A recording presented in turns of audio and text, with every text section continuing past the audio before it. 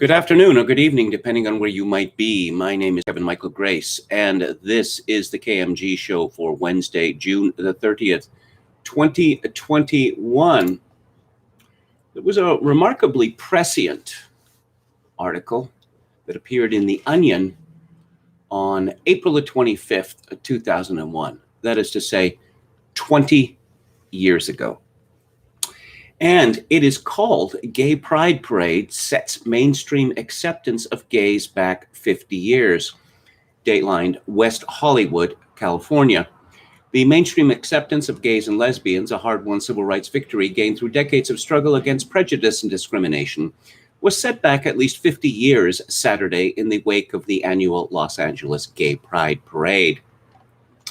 I'd always thought gays were regular people, just like you and me, and that the stereotype of homosexuals as hedonistic, sex-crazed deviants was just a destructive myth, said mother of four, Hannah Jarrett, 41, mortified at the sight of 17 tanned and oiled boys cavorting in jock straps to a throbbing techno beat on a boat shaped like an enormous phallus. Boy, oh boy, was I wrong. The parade, organized by the Los Angeles Gay and Lesbian and Bisexual and Transvestite and Transgender Alliance, Laga Labatatata, was intended to promote acceptance, tolerance, and equality for the city's gay community.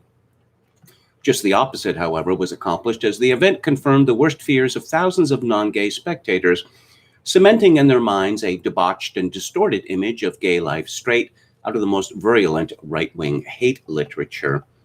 Among the parade sights and sounds that did inestimable harm to the gay rights cause, a group of obese women in leather biker outfits passing out clitoris-shaped lollipops to horrified onlookers, a man in a military uniform leading a submissive masochist clad in diapers and a baby bonnet around on a dog leash, several Hispanic dancers in rainbow wigs and miniskirts performing humping motions on a mannequin dressed as the Pope, and a dozen gyrating drag queens in see-through dresses holding penis-shaped beer bottles that, well, I'm not going to finish the rest of that sentence. Again, this is from The Onion 20 years ago. Timothy Orozco, 51, a local Walgreens manager whose store is on the parade route, changed his attitude toward gays as a result of the event. They kept chanting things like, "We're here, we're queer, get used to it," and hey, we're gay, we're not going to go away, Orozco said. All I can say is I was used to it, but now, although I'd never felt this way before, I wish they would go away. Allison Weber, 43, an El Segundo marketing consultant, also had her perceptions and assumptions about gays challenged by the parade. My understanding was that gay people are just like everybody else, decent, hardworking people who care about their communities and have loving, committed relationships, Weber said. But after this terrifying spectacle, I don't want them teaching my kids or living in my neighborhood. The parade's influence extended beyond LA's borders, altering the attitudes of straight people across America. Footage of the event was featured on telecasts of the 700 Club as, quote, proof of the sin-steeped world of homosexuality. A photo spread in Monday's USA Today chronicled many of the event's vulgar displays, understood by gays to be tongue-in-cheek high camp, which horrified previously tolerant people from coast to coast. I have a cousin who's gay, and he seemed like a decent enough guy to me, said Iowa City, Iowa resident Russ Linder in Los Angeles for a weekend sales seminar. Now, thanks to this parade, I realize what a freak he's been all along. Gays are all sick, immoral perverts. Again, this is not me. This is a satire piece from The Onion 20 years ago. Parade organizers vowed to make changes in the wake of the negative reaction among heterosexuals. I knew it. I said we needed 100 dancers on the Show Us Your Ass float, but everybody insisted that 50 would be enough, said Lady Labia, spokesperson for Laga Labatatata. Next week, we're really going to give those breeders something to look at. Amusing, eh? Well, the thing is, even 20 years ago, it was funny or horrifying because it was true. But let's get to the grooming. This is from the Washington Post yesterday, where, of course, democracy dies in darkness. And it is a piece by Lauren Rowello, described as a writer who lives in the Philadelphia area and it is called Yes, Kink Belongs to at Pride, and I Want My Kids to See It. Children need to know that they can make their own ways in the world. She begins, our family often took the train into Philadelphia, but as we rode across the bridge to attend the city's Pride Parade 5 years ago, my wife's leg bounced with a nervous jitter.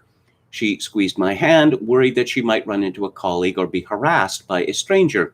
My wife is trans and wasn't out at the time, so she typically only expressed her authenticity in the privacy of our home. That morning, she wore a green skirt and light makeup, brushing her hair all to one side. Even though we'd attended Pride marches and protests in previous years, that day was our first, celebrating openly as a family. When our children grew tired of marching, we plopped onto a nearby curb. Just as we got settled, our elementary schooler pointed in the direction of oncoming floats, raising an eyebrow at a bare-chested man in dark sunglasses, whose black suspenders clipped into a leather thong. The man paused to be spanked playfully by a partner with a flog.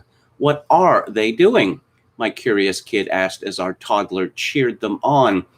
The pair was the first of a few dozen kinksters who danced down the street, laughing together as they twirled their whips and batons, some leading companions by leashes. At the time, my children were too young to understand the nuance of the situation, but I told them the truth, that these folks were members of our community, celebrating who they are and what they like to do. And Lauren Rowello continues in the Washington Post. The kink community has participated in Pride since its inception, risking their jobs and safety to be authentically themselves in public. Still, every year as Pride Month approaches, a debate erupts about whether kink belongs at Pride at all. Those hoping to oust kinksters often cite the presence of children as their top concern. That was pointedly the case this year, when Twitter users argued that kink at Pride is a highly sexualized experience that children should be shielded from. Thousands of users supported these posts, claiming that kink at Pride crosses a line because minors also attend events. I agree that Pride should be a welcoming space for children and teens, but policing how others show up doesn't protect or uplift young people. Instead, homogenizing self-expression at Pride will do more harm to our children than good. When my own children caught glimpses of kink culture, they got to see that the queer community encompasses so many more non-traditional ways of being, living, and loving. And as we all know, love is love, which is a universal injunction. Rowello continues, as much as I want them to spend time in queer spaces so they can be like families, with families like their own. You see the planted axiom here? That her children, who I believe are 10 and 4 or something like that, are already queer. I wonder how that happened. I also want them, she says, to know that they shouldn't limit their understanding of what relationships or expression look like to whatever's most familiar. I want them to see that they can make their own ways in the world and know that they'll be supported and celebrated by their community. If we want our children to learn and grow from their experiences at Pride, we should hope that they'll encounter kink when they attend. How else can they learn about the scope and vitality of queer life?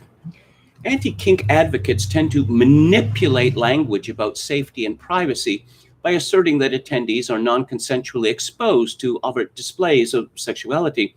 The most outrageous claim is that innocent bystanders are forced to participate in kink simply by sharing space with the kink community, as if the presence of kink at Pride is a perverse exhibition that kinksters pursue for their own gratification. Oh, heaven forbid. But kinksters at Pride are not engaged in sex acts, and we cannot confuse their self-expression with obscenity. Co-opting the language of sexual autonomy only serves to bury that truth and muddies the seriousness of other conversations about consent. If this all sounds familiar, it's because anti-kink rhetoric echoes the same socialized disgust people have projected onto other queer people when they claim that our love is not appropriate for public spaces. It's a sentiment that tolerates queerness only if it stays within parameters. offering the kind of acceptance that comes with a catch. The middle-aged white men, boo, who I grew up with, said they were fine with gay people as long as they wouldn't be subjected to PDA, as long as all signs of queer love could be outwardly erased. Queer people's freedom to be themselves is, according to this logic, contingent on non-queer people's freedom from exposure to it. The arguable difference, Rowella continues, here is that many of the latest objections are coming from self-identified queer people, but that shouldn't necessarily be surprising. Respectability politics demand that queer people assimilate as much as possible into cis and heteronormativity, hewing to mainstream cultural standards. Members of the queer community have internalized those norms to the point that we judge ourselves by them and then criticize and ostracize others if they don't uphold them too. This is the same oppressive message that prevented my wife from transitioning for 30 years, and the same message that still keeps marginalized children from coming to terms with their own experiences with desire and embodiment. Children who witness kink culture are reassured that alternative experiences of sexuality and expression are valid, no matter who they become as they mature, helping them recognize that their personal experiences aren't bad or wrong, and that they aren't alone in their experiences. I can't think of a more relevant or important reminder for youth, who often struggle with feelings of isolation and confusion as they discover more about themselves and wrestle with concerns about whether they're normal enough. Including Kink and Pride open space for families to have necessary and powerful conversations with young people about health, safety, consent, and most uniquely, pleasure. Kink visibility is a reminder that any person can and should shamelessly explore what brings joy and excitement. I don't see any caveats there. Not a one. According to Ruello, we don't talk to our children enough about pursuing sex to fulfill carnal needs that delight and captivate us in the moment.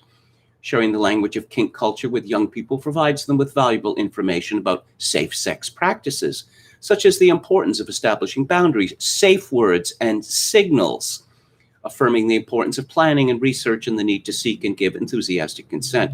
I never want my children to worry that exploring any aspect of consensual sex or touch is too taboo. Is there an age limit on this? I wonder, because I'm not hearing about one. This woman concludes, if we're afraid to talk about kink with our children, we prioritize the status quo, sanitizing and censoring their access to information about appropriate and normal self-expression. These are the very attitudes that Pride made necessary and life-affirming for so many of us in the first place, and we have no business imposing them on the next generation. Kink embodies the freedom that Pride stands for, reminding attendees to unapologetically take up space as an act of resistance and celebration, refusing to bend to social pressure that asks us to be presentable. That's a value I want my children to learn. Affirming the kink community helps our children to love themselves and others with courage and resilience. If my wife had seen such fierce and determined role models as young people, we might have learned to be ourselves much sooner. We didn't have that chance, but my children have that community and Pride, and I want to keep it that way. There are 65 comments currently, 71 now, actually, and most of them are negative. In fact, Jay Seligman comments, articles like this one are the reason I will not be renewing my annual subscription. I am old enough to remember when this was a respectable newspaper. Now I am just embarrassed for you. Jen Kritiak commented, your children already see kink every day because the majority of natal males who are transitioning now have autogynophilia, and it's a paraphilia, which is a fetish. This has been studied extensively and is supported by brain scans. There are several people who are saying, you Americans are also puritanical. Do they have a lot of puppy play in Europe? I shouldn't think so. Here's what I heard. Comments, I was introduced to sadism as a child by my adult female babysitter, and it altered my life, but my mother never took me to a parade to convince me that it was fun. Oh, someone complaining about censorship on the thread. I can imagine what they are censoring. And a few people expressed the concern that why don't you just shut up? Because if this gets much publicity, the Republicans are going to run away with the midterm elections. The Pride Parade. I've explained, in fact, many times that gay is not the same as homosexual. Homosexuality are acts. Gay is an ideology, a radical ideology, which states that people are their sexuality. That is the center of their being. It is really the only important thing about them. Of course, we were told until, 5 years ago, that people's sexuality was immutable. But now we have people like Elliot Page, who bravely came out as a lesbian 10 years ago, and then announced a few years ago that no, Elliot Page was never Ellen Page, and Elliot Page was never a lesbian because Elliot Page was never a woman. Elliot Page has always been a man, but was wrongly identified at birth. Slippery slopes? Yes, once again, I don't want to hear anyone complaining about the so-called fallacy of the slippery slope, because every dire prediction made in the last 50, 60 years has come true. You see pictures of little girls and little boys looking on as mostly naked men dressed up as dogs are led around on a chain, and this is something that we should be affirming. Here's something else. You notice a change here in the argument, because until fairly recently, we were told, oh yes, all of this nonsense about the depravity in pride parades, it doesn't exist. It's made up. Despite the thousands, tens of thousands, hundreds of thousands of photographs documenting this, going back many years, also documenting children being dragged to see this. This is the fearful descent of which Richard Weaver wrote. How did we get to this point? Well, I'll talk about this a little later. I didn't see much in the media, if anything, about this truly shocking story, which truly suggests the grooming of young children. I guess because everyone is terrified of the alphabet people community. Cassandra Fairbanks has a piece today in the Gateway Pundit. She writes, the Washington Post is being accused of supporting grooming and pedophilia after publishing a twisted op-ed endorsing exposing very young children to kink. Yes, and she quotes from it, as I have done. Jamie White tweeted in response, Washington Post, where journalists are also prostitutes who groom children. Barrington Martin III tweeted, is this an open confession of being a pedophile? Serious question. If you're promoting the sexualization of children, you and the Washington Post should be in serious trouble for this. And I have some questions about this. I didn't really have any time to do enough research to find out the answers to this question. Who commissioned this essay? Who edited this essay?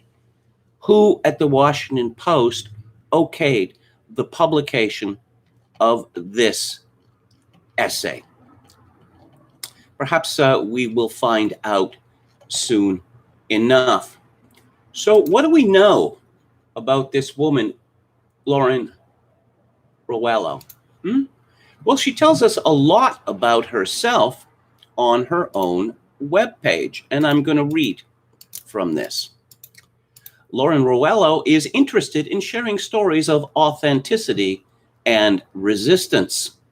Lauren's work has been featured in a variety of national publications, including the New York Times and the Washington Post, as well as health, lifestyle, and fashion magazines and local outlets. Lauren explores topics related to identity, mental health, but of course, and relationships, as well as a wide scope of justice issues and current events. As a gender vague person, yes, she actually wrote that, who is married to a trans woman, topics related to gender and queer identity are an important focus of their work. Lauren is a former sex worker, of course she is, and teen parent who is writing essays and a memoir about that experience. A Philadelphia area native, Lauren is an autistic person, but of course, raising two neurodivergent kids in South Jersey. I wonder how these kids got to be neurodivergent. They homeschool and spend lots of times in the garden. Now, we were assured many, many times, and anyone who disagrees was a bigot. Oh, Heather has two mommies. Oh, so you're assuming that these children are going to grow up to be weirdos because Heather has two mommies or Heather has two daddies? No, that is outrageous. But here we have this woman, Lauren Roello, affirming that her very much minor children are already gay and part of the community. Kind of sounds like they have been groomed. So when we go to Lauren Roello's Twitter feed, we find out that she's a pit mommy. Is anyone surprised by that? And let's, why don't you show some pictures of your children? Lauren, why don't you share some pictures? How about your kid, your boy, I suppose, cis boy? This is from May the 25th. My 8-year-old, sorry, not 10, 8 years old, explored makeup for the first time today. They tried an eyeshadow tutorial to make clouds, some flowers not shown, and lots and lots and lots of eyeliner stamps. They shrugged. Maybe I'll go on Drag Race when I'm older. This kid certainly looks like that it has been groomed to me. Groomed to me.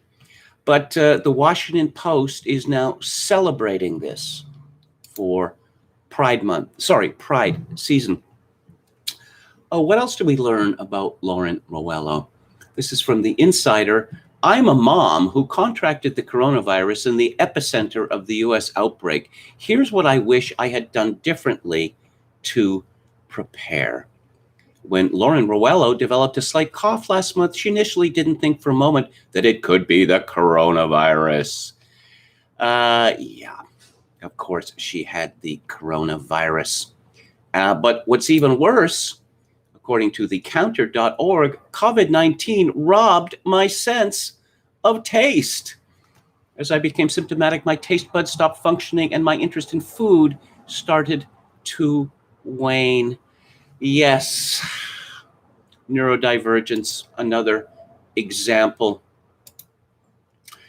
There's a lot of things that I could say about this woman and about the Washington Post and everyone involved with this. Oh no, you have to make a very strict distinction between homosexuality and interest in minor persons. Just be outrageous to suggest any kind of connection. Oh, was it last year? No, sorry, 2 years ago that I believe the LA Pride Parade had, I believe it was an 11-year-old boy as the Grand Marshal. We have Desmond as amazing, dancing at a gay club with men throwing bills at him. Nothing pedophilic about that. Nothing at all. Let's go to the chat here. Hello to random number generator. Hello to Kontiki Roulette, who says, I hope Kevin doesn't talk about kink. That would make me uncomfortable. Well, yes, there's a dilemma there, which I've mentioned before. Oh, they're virtually normal. And the pride parades are a celebration of life and love. No, they're not. They're a celebration of deviancy. They're a celebration of Satanism. That's what they are. But unless you talk about this in some detail, then people will laugh you off and say that you are exaggerating. So Popcasso88 quotes me, "Nuke this gay earth." Steve says, "Whoa, what the hell?" Jim Smith says homosexuality should have remained in the closet. Well, it was legalized, in Canada in 1969, in Britain, I think in 1968, and in various states of the United States over time. I came to the conclusion quite some time ago that it should never have been legalized. There is no stasis in life, in society. Stasis doesn't exist. And I lay a great deal of blame for this to the so-called conservative movement. Oh, just give them this and they'll be happy. Just give them that and they'll be happy. Just give them this too, and then they'll be happy. These people know nothing about human nature or history, because once again, there is no stasis in history. If you had said 20 years ago, perhaps even 15 years ago, or 10 years ago, that 5-year-olds are going to be told about all the different genders and about people who are misidentified at birth, well, you would have laughed it off, or you would have expressed outrage. No, the outrage is all on the other side. We have to be gender affirmative, because otherwise there will be suicides. Oh, yes. So some mentally disturbed, neurodivergent child says, "You will do as I say, or I will kill myself." And our response, no, we will do exactly what you say, because we don't want to be held responsible for your suicide. Kontiki Roulette says USA is an occupied country. I will read from an essay on that very subject shortly. Okay. Who else do we have in the chat? Birkin Sultanov says we must learn extreme self-restraint, as when Jesus was being grilled by Pontius Pilate and the Sanhedrin. On the other hand, he did chase the moneylenders out of the temple. Jason Bryan says everything is designed to make the human being less sure of themselves and more dependent on being told how they should think and feel. Stay silent like a block of granite in the face of madness, says Birkin Sultanov. Yes. Well, how many generations of children are we going to sacrifice to this? How many generations of children have we already sacrificed? Oh, gay straight alliances. Oh, only a bigot would make a fuss about that. Gay straight alliances are obviously grooming academies in both private and public schools. Virtually normal. That's the line that Andrew Sullivan was pushing, and there is absolutely nothing true about that. Jim Smith says, I'm a little uncomfortable with the implicit equation in the post of love is love with kink. Well, of course, that's what that means. Now, when we first heard this weasel term, sexual orientation, a few decades ago, it was never made clear exactly what that meant. People assumed that it meant homosexuality, but it means a great deal more than that. And we are learning more about this all the time. We are the proverbial lobsters being boiled in the pot. Oh, by the way, when I walk to Save on Foods to buy my groceries, I pass a large, handsome Methodist church on Quadra Street. And it's all women there. It's all women in charge. The United Church, like the Anglican Church, are pretty much become gay covens now. But there's a sign there expressing solidarity with, our Muslim neighbors. And there is a banner, which has been there for several weeks, that says love is love on the rainbow flag, the old rainbow flag, not the new one. And just in the last day or two, the steps leading to the front door of this ostensibly Christian church, they were painted with the rainbow colors as well. Love is a universal injunction. It means you are not allowed to criticize, to object to be horrified by my choice of expression, sexual expression, no matter what it is. People will deny it, but the push for pedophilia, the grooming of children, grows stronger with each month. The polygamists have become pretty outspoken of late. And of course, there is a push for legalizing and normalizing incest. Love is love. It's the same as sexual orientation. If you say, oh no, they're not allowed to show discrimination against sexual orientation, that means anything goes. It means anything goes. Who else do we have here? Donna Beck. My son can't get the city he lives in to quit. Lives in to put up a deaf child sign for the safety of his and other children, but his city could spend the money to have pride flags displayed throughout the town.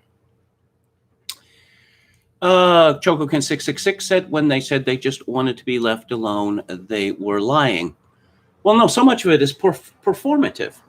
So much of it is performative that, if no one is paying attention, is it really happening?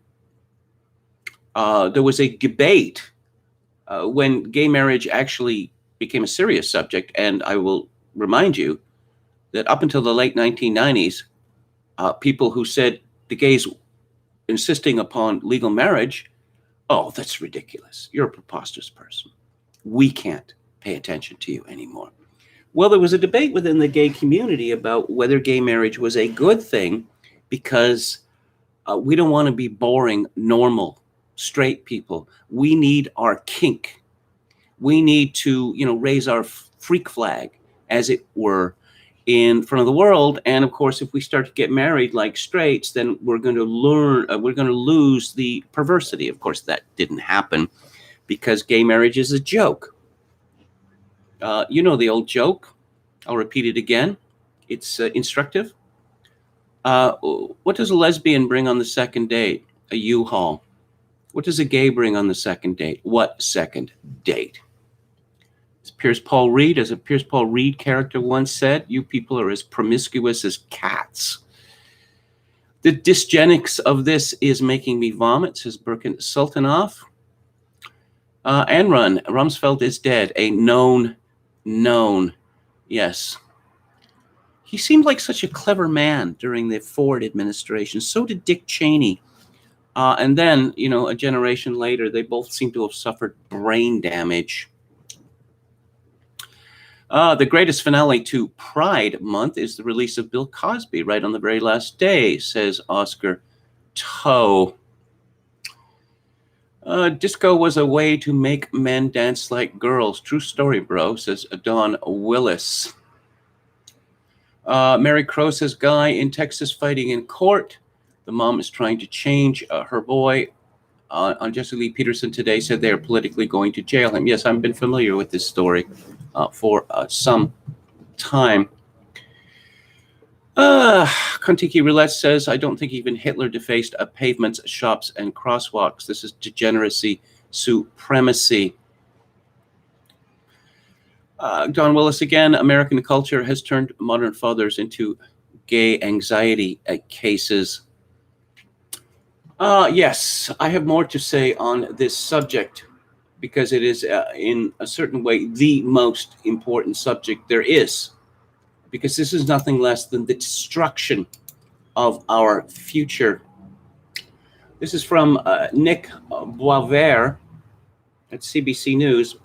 Proposal to ban conversion therapy in jeopardy after bill hits a roadblock in the Senate. Bill C6 would, among other things, make it illegal to subject children to conversion therapy. And there's a picture of a sad man. Ben Rogers said he was referred to conversion therapy by his church when he was 19 years old. I was a kid, I was hurting, and I wanted to be valued, he said. Well, a 19-year-old, he was fully an adult. He could have done whatever he wanted. Oh, this is an issue of life and death, said Nicholas Schiavo, founder of the advocacy group No Conversion Canada. It's a confirmed form of torture, he says. The legislation, Bill C6, proposes changes to the criminal code that would effectively outlaw conversion therapy, the widely discredited practice of attempting to change an individual's sexual orientation, weasel words again, sexual orientation, to heterosexual, or their gender identity to cisgender, which means identifying with the sex assigned to them at birth. Yes, welcome to Canada. It employs various approaches from talk therapy and medication to aversion therapy. Okay, do we have any more on this sad person? Oh, Chiavo says, if you're a young person, you see this become law, it sends a very clear message that who you are, who you love, there we go again, who you love, and how you express yourself is valid and is protected under law. So Ben Rogers, oh, okay. Ben Rogers says, if this legislation would have come up back then, I would have thought there was hope, says Ben Rogers, who was recommended by conversion therapy by his church around 2003 when he was 19 years old. Rogers said attempts to reprogram his sexuality included a pastor and counselors screaming and yelling at him in tongues and 3 days of fasting. Now, here's the interesting bit. He was told by his church that the therapy would rid him of demons and lust and homosexuality, which were said to have taken hold of him when he was sexually abused as a child.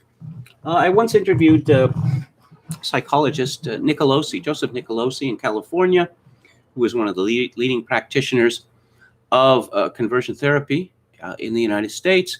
And he told me, based on his clinical experience of many, many years, interviewing hundreds, if not thousands of people, that in his estimation, something like 40 to 60% of adult homosexual men were sexually abused as children. I always forget the name of that singer, that country singer, Melissa something or other. Oh, yes. Remember her proud story of coming out as a lesbian? How were you introduced to the lesbian lifestyle? By her older sister as a child. And nobody thought that was particularly strange about this. But this bill, C6, is exceedingly sinister. Here is a story from Jonathan Van Maren at Life Site. Bill C6 is devastating to democratic rights and a direct attack on the Christian faith. And so what does this ban? What does it ban? It bans both orientation change counseling and behavioral change counseling, even if it does not involve orientation change. Bill C6's passing means if I want to go to my pastor, imam, or priest and ask for help to manage my same-sex attractions so I can choose to remain celibate, my own religious leader would have to choose to help me or risk going to jail or choose not to do anything and let me suffer on my own. Well, worse than that. We know the phenomenon of girls as young as 10 deciding that they're actually boys. And you must listen to me. Yes, I have always been a boy, etc., etc. Well, if the parent suggests sending this child, to a counselor, let's talk this over. This is a very serious decision. Perhaps you shouldn't make it all at once. This becomes criminal under Canadian law, and people could go to prison for it. I'm going to wrap this up. Let's see, again from LifeSite. Birth forms in Wisconsin will be updated with options for genderless terms, Democratic Governor Tony Evers and the Wisconsin Health Department announced Monday. Starting July the 1st, birth certificates can be generated with parent-parent rather than mother-father. Birth forms will also begin to use the term parent giving birth instead of mother, the governor's office said in a press release. Yes, I've talked about the absolute rout of the feminist movement to use the word mother is now considered to be offensive, and probably soon enough, in my country will be illegal. People with vaginas, people who give birth. Another un-American piece. And what state is this in? Oh, it's in Ohio. A female Ohio GOP legislator presented an amendment to an Ohio bill that would protect biological female athletes from being forced to compete against biological males. When Ohio State Representative Gina Powell was trying to speak, Democratic lawmakers screamed in the chamber and pounded their fists on the desk to prevent Powell from speaking. She was attempting to add an amendment to the name, image, likeness bill. Yes. If the Republicans cannot make hay with this issue, well, they simply shouldn't exist. Because this sort of thing disgusts a very strong majority of people. But of course, there's more. There's always more, because once again, there is no such thing as stasis. And that which seemed not only disgusting, but unbelievable has now been normalized. This is from Paul Joseph Watson at Summit News. A protest against We Spa in Los Angeles over an incident where a transgender exposed their genitalia to girls in a female area is set to take place on Saturday, but the demonstration will also face a counter-protest by Alphabet People activists. As Summit News highlighted on Monday, a video that went viral on Twitter shows an African-American woman confronting spa staff about a man flashing his penis to women and little girls.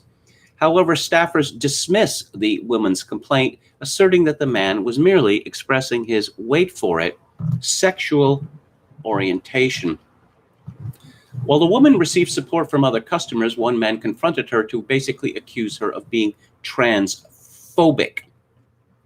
Matt Walsh tweeted, a man flashed his penis in front of little girls at a spa and was allowed to do it because he claimed to be a woman. If you watch this video and find yourself siding with the man, please realize that you are not only insane, but evil. Watson continues, the spa subsequently released a statement which cited California Civil Code 51B and argued that it would have been discriminatory to take action against the transgender. Like many other metropolitan spas, Los Angeles contains a transgender population, some of whom enjoy visiting a spa. We Spa strives to meet the needs of all its customers. In another development, Los Angeles Magazine reports on a similar case at another spa where a trans woman deliberately provoked other customers by spreading out her legs and taking front-facing showers. Yes, this all has to happen in public, and it all has to humiliate and degrade people, because that is the nature of the ideology. And let's go to one of my favorite essayists, William Briggs, who I didn't actually know of until this COVID madness started. He writes today, America is a conquered country which flies a foreign flag. It's a practice as ancient as warfare itself. The victor tears down the enemy's totem and replaces it with his own. How many battles have we read about in which the Romans fought merely to win back eagles they had lost in earlier clashes? Who doesn't know that photo of Iwo Jima? I don't even have to tell you which one. Totems are important. They become their symbol, which is why we have fights over flag burning. The same who would burn the Stars and Stripes would arrest you for hate speech for burning this. And here is a tweet from the Federal Bureau of Investigation. Today, the FBI raised the pride flag at our headquarters in support of our Alphabet People colleagues. We thank them for their contribution to the FBI and the country. Briggs continues, the pervert pennant, aka the rainbow penetration, is hoisted and the Stars and Stripes lowered in recognition of the force of darkness's victory over America. To be fair, though, without sodomy and blackmail, where would the FBI be? The rainbow penetration flies high above U.S. embassies the world over. That is, at least in those countries that have also been conquered, which is now most of them. And again, from Matt Walsh, a woman whose husband is active duty Navy sent me this. His command held a diversity hike in honor of Pride Month. Attendance was mandatory. They hiked while waving a rainbow American flag.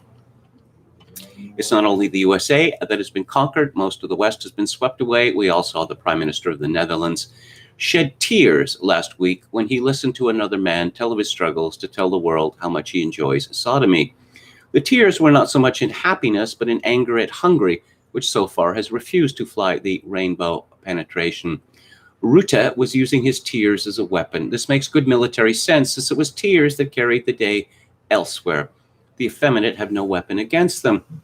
This athlete, Gwen Berry's hideous as a gargoyle and as mean-spirited, won some contest while representing, people thought, the once United States. One story summarized her behavior. As the national anthem played while she was on the podium, she turned away from the flag to face the stands. She then put a T-shirt over her head that said, "Activist Athlete." After she was called out, she rushed to use the "I'm black, therefore a victim" defense. She rejects the stars and stripes, saying it does not represent her. And of course, the NFL is now declaring to the world that football is gay.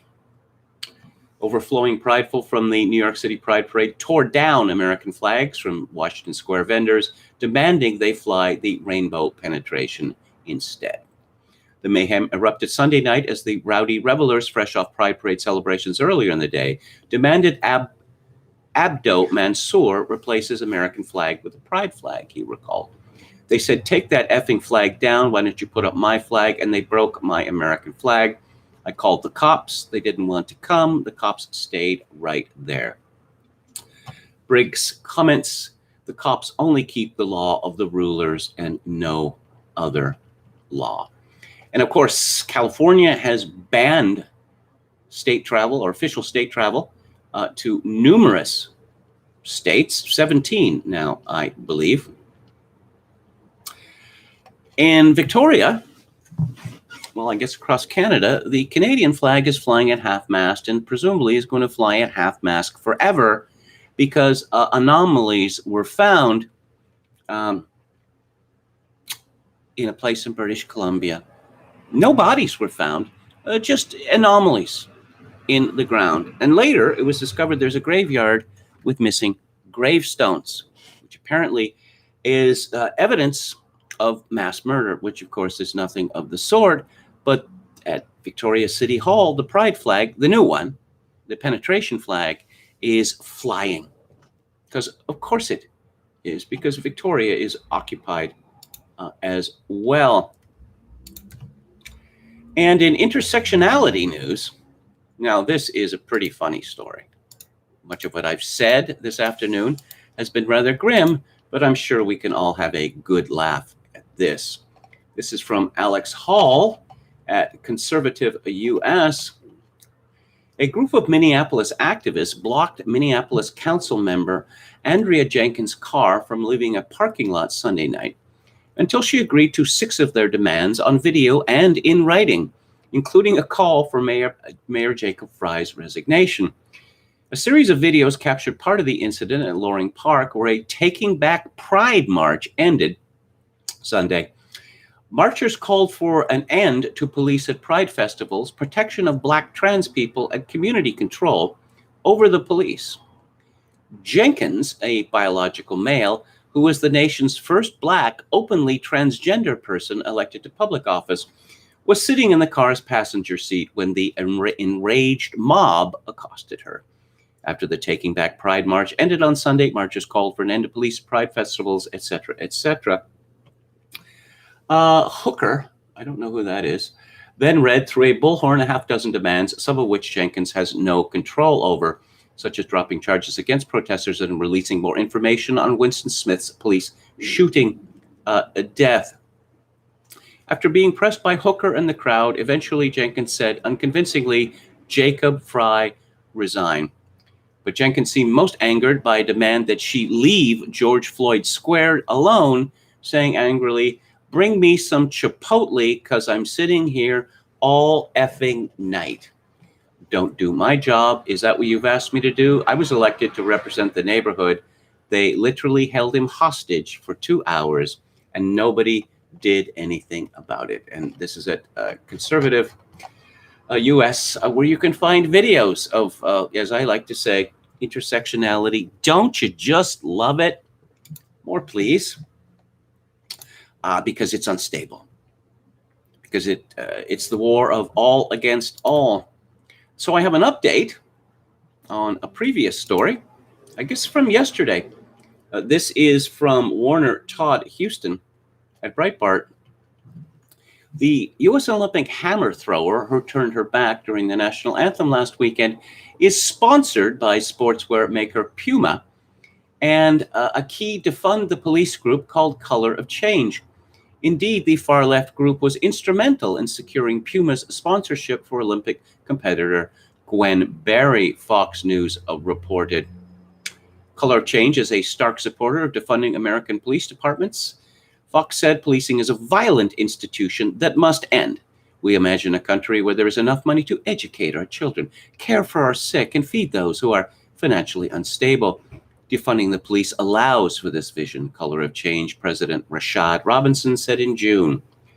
Color of Change has also pushed a number of active petitions to have the budgets of various police departments slashed. Yes, apparently, Gwen Berry, well, she claimed to have lost something like $50,000 in scholarships because of her tantrum at the Pan American Games last year. So Color of Change published a petition demanding that all these companies, including Coca-Cola and Nike, support her financially. And we know at least that Puma did. I was shown a picture, a before and after picture of this woman before she became radicalized, where she looks normal and is smiling like a normal person.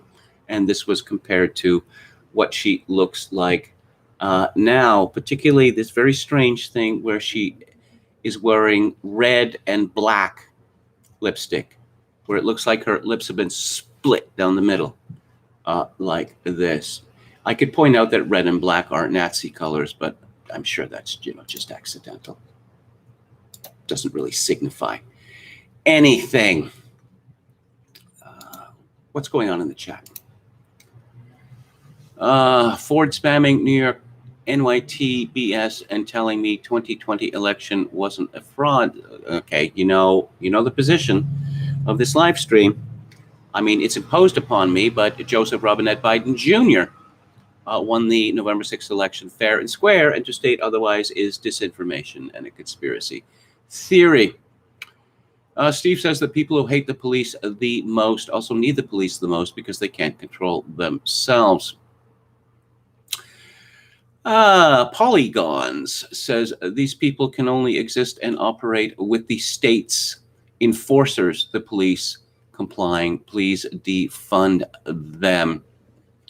Mary Crow says, how can Kevin do this night after night? Truly, God bless him. Only so much one can hear.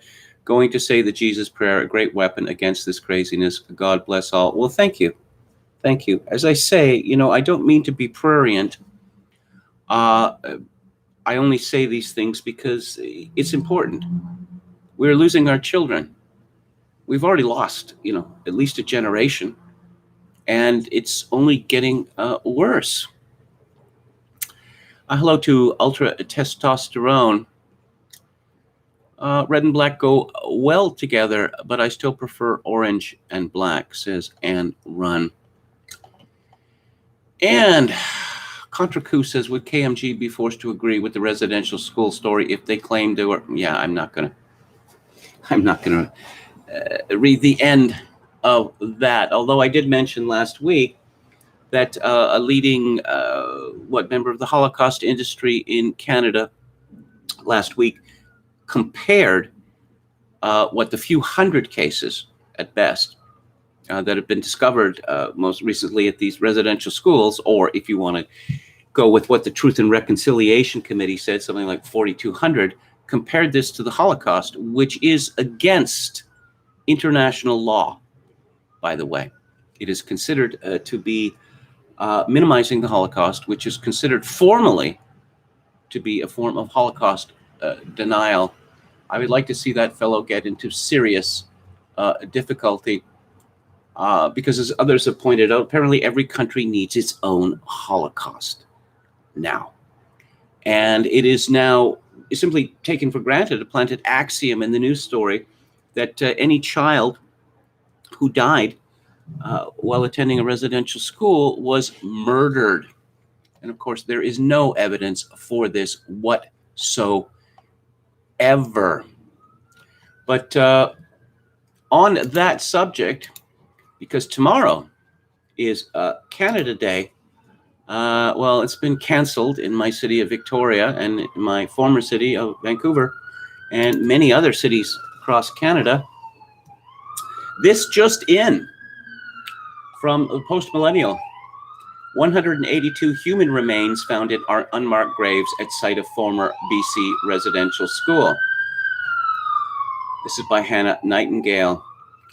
Just 1 week after 751 unmarked graves were discovered near the site of the former Marie Val residential school in Saskatchewan, another 182 unmarked graves have been discovered at the site of another former residential school in British Columbia. The Lower Kootenay Band in British Columbia said the search was conducted using ground-penetrating radar, with the community of Akam beginning the search last year near the site of the former St. Eugene's Mission School near Cranbrook. According to CP24, the school ran from 1912 to the 1970s and was operated by the Catholic Church. The remains were found in graves varying from 90 centimeters to 1.2 meters deep. I will point out something again. You may be tired of me saying this. When you murder people, when you are engaged in a murder plot, a mass murder plot, you do not dig formal graves and bury the bodies one by one by one by one by one, etc., etc. Grave markers disappear from graves all the time, and for all I know, well, these Indian bands have been in charge of these graves for decades. Maybe they removed the markers. Grave markers are stolen all the time. They're broken up for fun, or they are simply fall apart due to the effects of the elements. But no, apparently we have another mass murder on our hands, just in time for Canada Day. Again, from the Post-Millennial, Prime Minister Justin Trudeau is demanding that the Pope apologize for residential schools on Canadian soil. Little man must is not a word uttered to princes. I've spoken personally directly with His Holiness Pope Francis to press upon him how important it is not just that he makes an apology, but that he makes an apology to Indigenous Canadians on Canadian soil. Okay. Apology for what exactly? The very idea of the residential schools, it would seem. And Catholic churches keep being burned down in my country. And it's almost like living in France. I believe that the leader of the Conservative Party, Erin O'Toole, has denounced this, and Jason Kenney, the Premier of Alberta, has denounced it. I'm not aware of Prime Minister Trudeau denouncing it, or Jagmeet Singh denouncing it. Again, from Post-Millennial, which tells us that Saint Jean-Baptiste Church in Morinville was burned down. And of course, this is not on an Indian reserve. Very handsome old church. Jason Kenney has asked for protection for these churches. Of course, it'd be rather difficult because there are a lot of Catholic churches in Alberta. Tim Uppal, who is a Sikh who represents the Conservative Party, tweets, another Catholic church set ablaze just outside our city. These appalling acts undermine the important conversations being had on reconciliation and our attack on our community. Well, they're not an attack on his community. They must stop, and those responsible must be brought to justice. There's no such thing as reconciliation. What we're seeing now is an attack, a war, on the very idea of Canada as a country, on the foundation of Canada itself, which is a European foundation. It is not an Indigenous or Native Indian foundation. And I guess there's a lot of people cheering this, an awful lot of people cheering this. Again, from Post Millennial, which is one of the few media outlets which is actually covering this story, another Catholic church set on fire, this time in Nova Scotia. It took place at the St. Kateri Tatakwitha Church, and of course, this church is named in honor of a native Indian saint. I've seen references to the fact that over 40% of Canadian Indians consider themselves to be Roman Catholic. I think this is almost now completely as formal identification. It used to be real, but for several decades now, the Canadian government has been attempting to enforce paganism on Indians. I learned from my old colleague Celeste McGovern, back in the early 90s, that at all meetings of the Canada Parole Board in the Prairie provinces, they begin with a pagan sweetgrass ceremony. That I suppose it's useful for the Canadian government for Indians to be pagans, because then they can, bring the war to the Catholic Church and other Christians. Chris Selly writes in the National Post, if politicians can't condemn Indigenous church burnings, reconciliation is a pipe dream. But faith isn't something people can just install or uninstall when atheists deem it appropriate. The majority of Indigenous Canadians are Christians. Figures that I saw in the 1990s is something like, based on census data, something like 89%. But that is obviously, that number has obviously collapsed since then. Now, the line that is taken, well, there's two lines that are taken on this. What if they burn down mosques? Yes, let's always put the other first. And yes, that these churches are serving Indigenous communities. Yes, and it's hurting members of Indigenous communities. The idea that this is sacrilege, it has no purchase with these people, even a fellow as otherwise decent as Chris Selly, because we don't believe in sacrilege anymore. The National Post, someone having some fun, they tweeted, referring to a piece by Ben Woodfinden. This was the tweet: burning down places of worship, even Catholic churches, must be condemned. Ooh, that's mighty big of them, wouldn't you say? Woodfinden, who is a typical conservative Inc.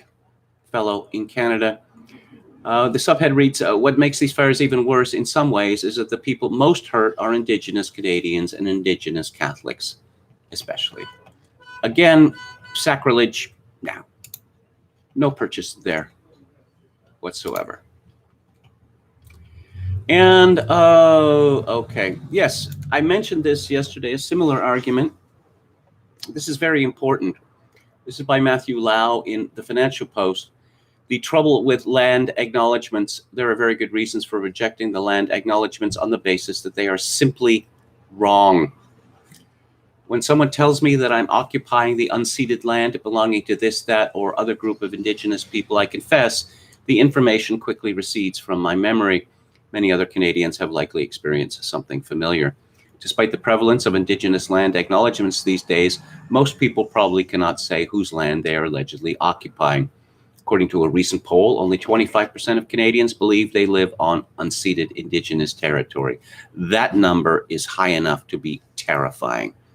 Still, there is more agreement than disagreement that politicians should make regular land acknowledgements. But why do land acknowledgements impart any useful knowledge? The fact is, there's no such thing as unceded Indian territory west of the western British Columbia.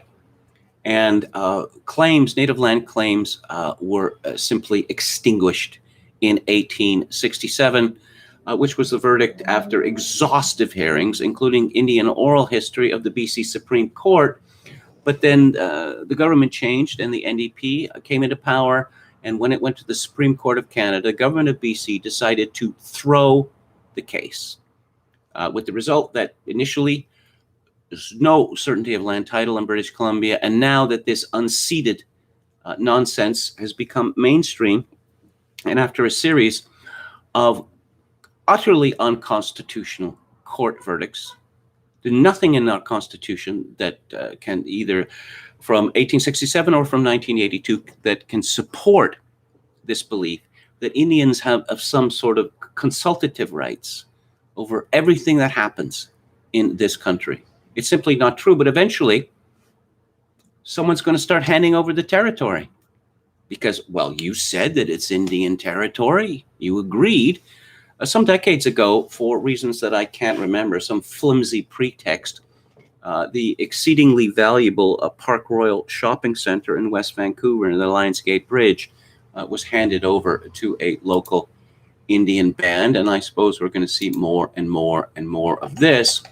But of course, who would want to invest in Canada anymore when there's no certainty of title? Where you think you have an agreement, it just can be swept away and then swept away again and again and again. And apparently Canada is in permanent mourning now. This is from Roberto Wakerell Cruz from the Post Millennial.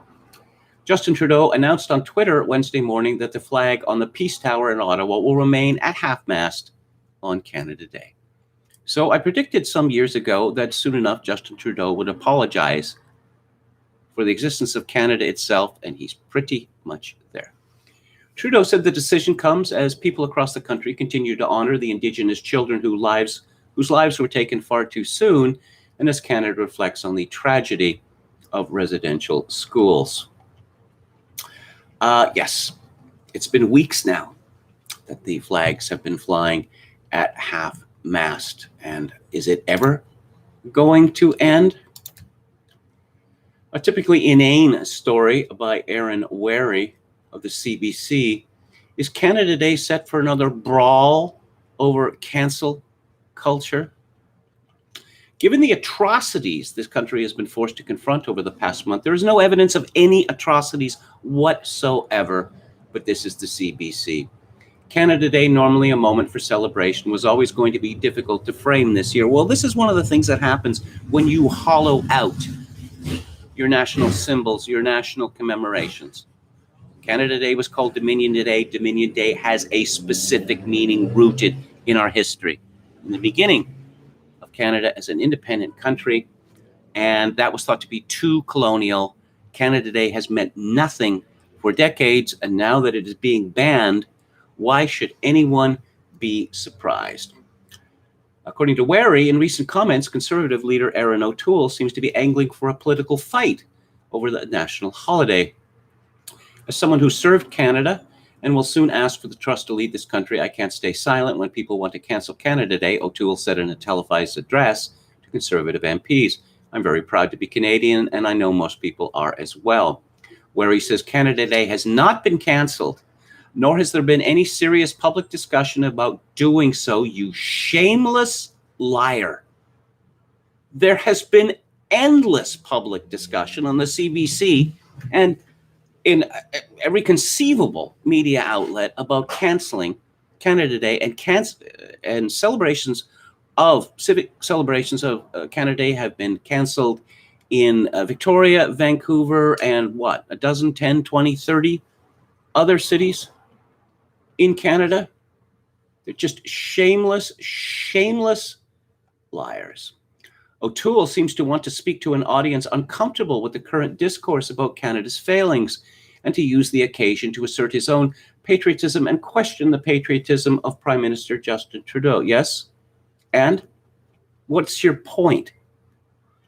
We're supposed to be wringing our hands for deaths that happened 100 years ago when there's no evidence that they are murder, none whatsoever, by a group of people who have absolutely no knowledge of just how routine childhood death was in the Canada of the past, particularly in barely populated parts of the prairies and British Columbia. We've become a nation of idiots. Oh, yes, this was from last Sunday, but I thought it'd be appropriate to this discussion. It's by Ruby Latif of the Toronto Star. She is described as a Toronto-based community mobilizer, rent seeker, liberal strategist, and contributing columnist of the Star. In other words, she's a race hustler. Oh, Canada, we have a racism problem. Well, my comment on this, I'll read the first paragraph. We like to think that Canada is a multicultural country. Well, it is a multicultural country, both de facto and de jure. But apparently, Ruby Latif is unaware of this, or perhaps she's just being disingenuous. In reality, it is one with many intergenerational racial traumas. What does that clause even mean? It is one with many intergenerational traumas caused by a long history of systemic racism and white supremacist ideologies. That's why Canada permitted Ruby Latif and her ilk to come to my country and in recent decades to largely dominate it. Canada does not have a racism problem, whatever racism means. Canada has an immigrant problem. Here is something fun. At least I found it fun.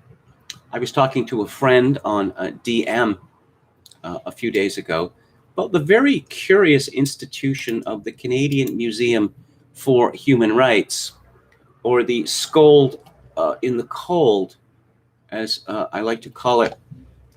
The Asper family in Winnipeg announced, 15 years ago or something, that they were going to construct a private museum, the Canadian Museum for Human Rights.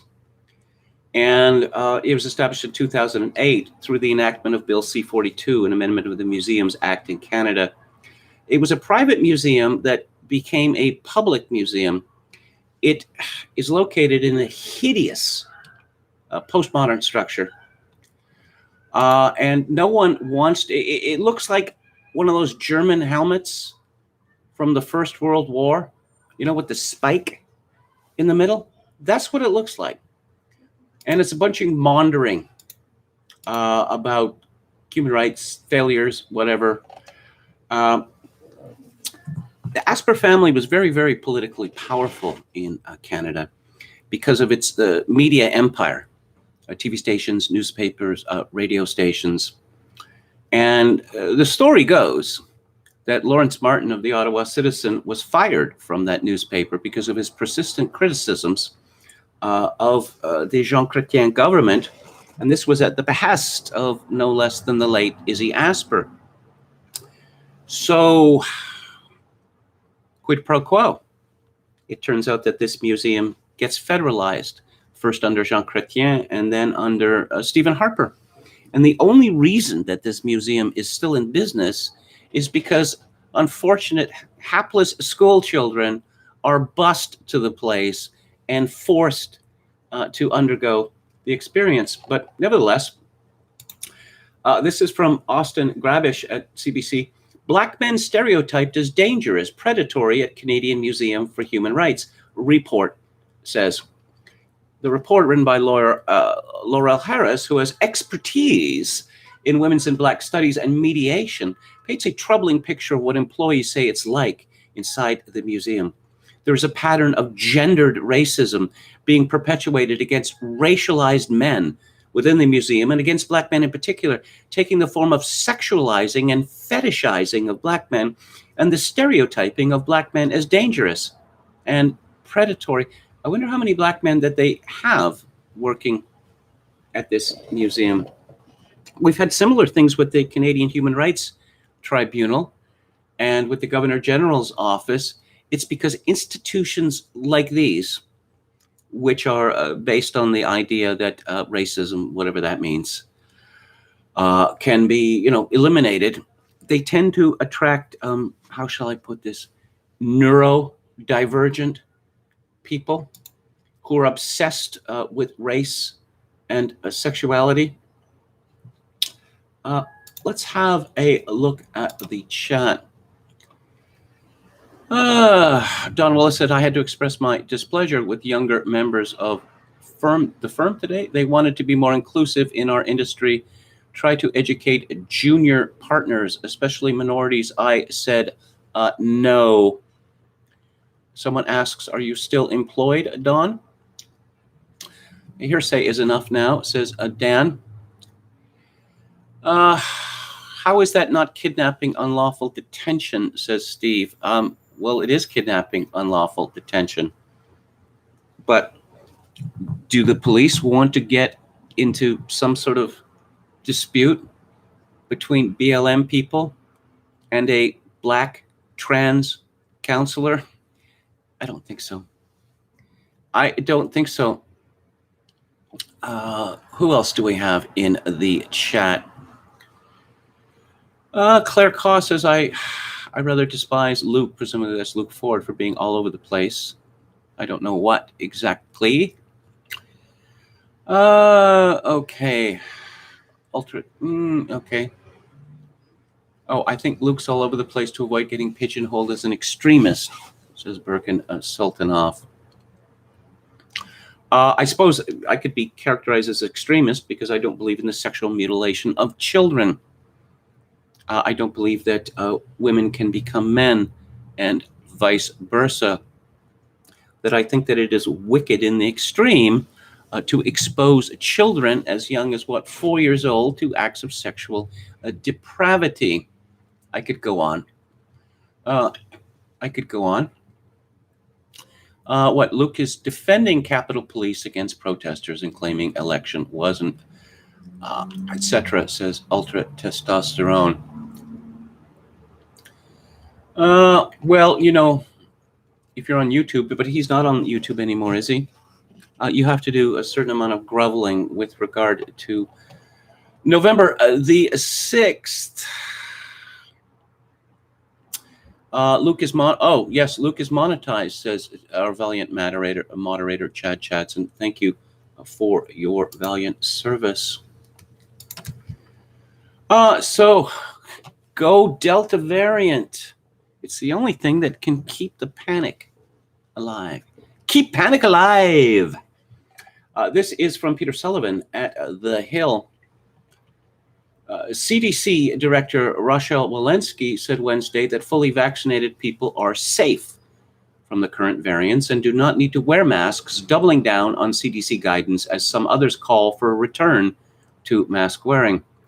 The question of mask wearing has come back to the forefront given recommendations from Los Angeles County health officials and from the World Health Organization that even fully vaccinated people should continue to wear masks indoors in public as a precaution due to the rise of the highly transmissible Delta variant of the virus. But Walensky said that the CDC's guidance has not changed and that fully vaccinated people do not need to wear masks. Well, this was a woman who was almost crying at her first press conference as CDC director, moaning on about how scared she was. I guess she's got a little more composed since that time. Oh, this is from Steve Watson at Summit News. Kentucky Senator Rand Paul urged Americans not to let the fearmongers win Tuesday, referring to the latest move to scare Americans into continued restrictions with the dreaded Delta variant of COVID-19. New Public England study of Delta variant shows 44 deaths out of 53,822 in unvaccinated group. Paul tweeted, that is a death rate of 0.08%. Paul's comments come after a new campaign by, wait for it, Anthony Fauci and the Biden administration urging Americans to get vaccinated because the Delta variant is more contagious. President Biden, or who's ever operating his puppet form, tweeted, here's the deal. The Delta variant is more contagious. It's deadlier and is spreading quickly around the world. There's no evidence whatsoever that it's deadlier, leaving young, unvaccinated people more vulnerable than ever. Please get vaccinated if you haven't already. Let's head off this strain before it's too late. What about all the other variants that there are going to be? Senator Paul visited a coffee shop in Greensburg Tuesday to talk with people and discuss the restrictions I still think it's very present on people's minds, Paul said, adding, I think it's also the greatest restrictions on our freedoms in a long, long time. We did a lot of things wrong that hurt the economy, that didn't help the pandemic, so I think it's important. Paul added, I think people do want to hear about it. I think more people ask me about my interactions with Dr. Fauci than anything else in the room. And yeah, what do we know about the dreaded Delta variant? This is from Jordan Schachtel at LifeSite. You wouldn't know it by following the corporate press and the usual suspects who traffic in endless amounts of COVID mania fear-mongering, but the actual data on the much-hyped Delta variant, sometimes referred to as the Indian variant that you keep hearing about, doesn't fit the deadly virus narrative that is being advertised to the public. Don't take it from me. Here's the data straight from the UK government, which is tracking this mutation as sporting a case fatality rate of 0.1%. Now, a case fatality rate is many times higher than the actual death rate because the vast majority of COVID-19 cases go undetected. Through my previous reporting, I found that the World Health Organization runs its numbers based on the estimate that 1 in 20 cases are detected, while the CDC bases its estimates on a 1 in 10 ratio. In plain English, this means that based on CDC and WHO guidelines, the Delta variant's death rate is actually significantly lower than the 0.1 number that appears in the UK government docs. Additionally, there is still the dying from COVID versus dying with COVID problem in this calculation. In places like the UK, any death that occurs within 28 days of a positive COVID test is labeled as a COVID death. They don't conclude if a positive test has actually contributed to that death in any meaningful way. Now observe the detachment between this infinitesimal threat and the fear-mongering campaign surrounding it. Yes, Eric Feigl Ding, who styles himself as an epidemiologist, tweeted, no more than mere seconds of exposure in 10 to 60 centimeters, where one man triggers several Delta variant infections with brief fleeting contact. Thousands of shoppers in New South Wales mass tested, Delta called a near and present danger. From 7 News in Brisbane, with the deadly Delta strain of the coronavirus circulating around Sydney, will the 2-week lockdown be long enough to stop the spread? No, it's never long enough. And as of yesterday, the number of people in the whole of Australia that had died of COVID-19 in the year of our Lord 2021 was 1. Yes, 0 and E. 1 person. Jordan Schachtel has a clever illustrated tweet. New variant to more cases to lockdown and further restrictions to vaccination to new variant. It's the circle of life, or I suppose you could call it the circle of panic, or perhaps more to the point, the circle of effeminacy. Oh, yes. Apartheid in America. And it's the good kind, not like the bad kind in South Africa, This is from Tom Pappert at National File. Anthony Fauci, the embattled doctor, once hailed as America's doctor by left-wing websites, appeared on CNN to once again urge people to vaccinate due to fear of the seemingly mild Delta variant of COVID-19 spreading, and predicted that there may soon be 2 Americas, pitting the vaccinated against those who would rather not receive one of the controversial vaccines. And again, I must step in to say that mRNA, these are not vaccines in the way that they have been traditionally understood. They are experimental gene therapy. Let's see. Fauci said, when you have such a low level of vaccination superimposed upon a variant that has a high degree of efficiency of spread, then what you're going to see among under-vaccinated regions, be they states, cities, or counties, you're going to see these individual types of blips, said Fauci, failing to note that international experts seem to agree that the Delta variant's most common symptoms are identical to hay fever or the common cold. It's almost like there's going to be 2 Americas, says Anthony Fauci. Certainly, we are not out of the woods yet because we haven't had a vaccination rate where we get those herd immunity effects. Do experts like Anthony Fauci actually believe in herd immunity anymore? Do they believe in immunity of any kind anymore? Why are they still getting people to socially distance and wear masks and sanitize their hands and all the rest of the nonsense if the vaccinations work? I haven't heard any answers to that question. And Carl Denninger weighs in on the deadly Delta variant. Want me to laugh at you? He asks, do stupid things. Here you go, folks, from a mainstream news outlet. And this is hang on, I got to find out which mainstream news outlet it is. What is it, NBC here? Never mind. The U.S. Food and Drug Administration added a warning about the risk of myocarditis and pericarditis to fact sheets for Moderna and Pfizer BioNTech COVID-19 vaccines Friday. The warning notes that reports of adverse events following vaccination, particularly after the second dose, suggest increased risks of both types of heart inflammation. Denninger writes, I will point out that the odds of a healthy under 18 person being killed by COVID-19 are approximately 1 in 250,000 in the US.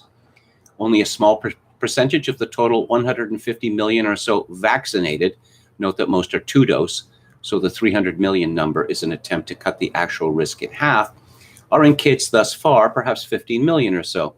It is thus roughly 20 times as likely as you will get hit by this if you're a young person as you will die of COVID. Further, a material percentage of these cases have reduced ejection fraction detected and materially elevated troponin values, both of which imply serious cardiac compromise. The damage is likely permanent, and the mortality rate from this condition is not encouraging.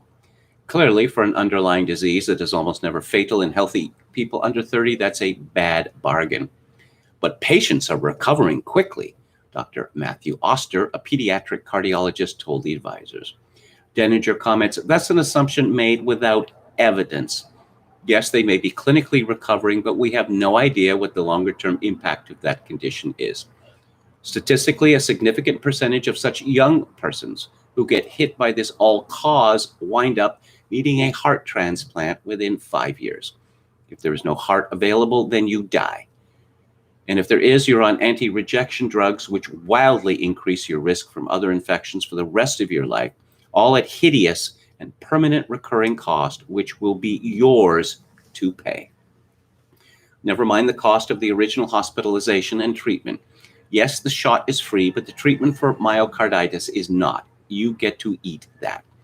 Even if insured, it still sucks to be you, as your deductible and copay is yours to bear. The vaccine companies do not pay for that, and neither does the government. In fact, neither does insurance, in that all insurance is a risk pool spreading event, and as such, you pay all of it. Maybe not right now, but with certainty over the years. And, oh, yes. Is this a real story or not? It's from the Colorado Herald. According to a 2014 study published in the Journal of Thrombosis and Hemostasis, pilots suffer an increased risk of clotting issues due to frequent and prolonged air travel. Pilots are encouraged to be aware of the signs of deep vein thrombosis and clotting issues and take preventative measures such as compression stockings and stretching of their legs during long flights. Medical News Today published a study on June the 15th of this year that showed an increased risk of blood clotting and low platelets in AstraZeneca COVID-19 vaccine recipients, which leads to the claim that thousands of flights have been canceled as vaccinated pilots fall ill or die. Delta Airlines now requires the COVID-19 vaccine for all new employees, potentially putting Delta employees at risk of blood clots. American Airlines doesn't require the vaccine, but gives its employees 1 day off work and $50 for getting the vaccine. Again, this is unethical at best. Paying people to take an experimental treatment The story, hundreds of American flights canceled due to reported pilot shortage. And of course, we heard of this first with British Airways. Of course, they are denying it, but they would, wouldn't they? And let's move on, as always, to lockdown skeptics.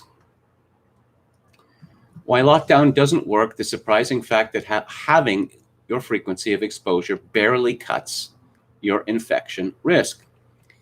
And this essay is by Will Jones.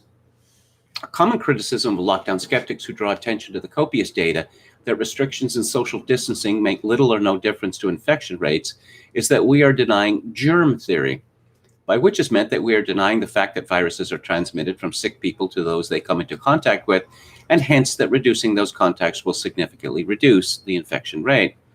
However, this criticism fails to recognize that risk of infection is not proportional to frequency of exposure. It doesn't take into account the counterintuitive fact that having your exposure, say, doesn't have your risk of infection, not even close. Consider the case of John, who is one of the unfortunate few who is highly susceptible to infection, so that whenever he is exposed for a non-trivial length of time, he has a 0.8 or 80% chance of being infected. Suppose that under normal circumstances, he attends 4 places a week where he might be exposed outside his home, maybe the supermarket, his workplace, the pub, and the barber or doctor. What is his probability of being infected during the week? It's 1 minus the probability of him not being infected. The probability of him not being infected at the supermarket is 1 minus 0.8 equals 0.2. To keep things simple, we assume that in all 4 contexts he visits, he is exposed to the virus.